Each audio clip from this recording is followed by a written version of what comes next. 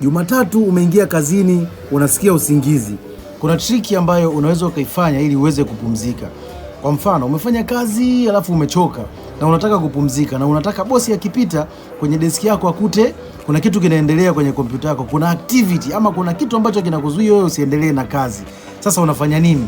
Ingia kwenye browser yako hapa, andika white screen, alafu shuka paka chini hapa, chagua hii Windows 10 updates, fake update, not update, hii ni fake update. Ukishaichagua select na muda, unaweza ukaweka update time kwamba itumie muda gani.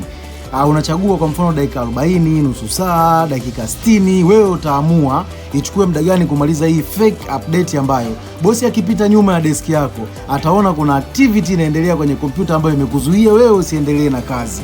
Sasa ukishamaliza kuseti time hapa, unai-expand, then unaendelea kuchapa usingizi, unaendelea kupumzika. Kama unaendelea kuchati, unaendelea kuchati, unaendelea kuenjoy na social media, unaendelea kuenjoy. Usiitumie hii maana utafukuzwa kazi.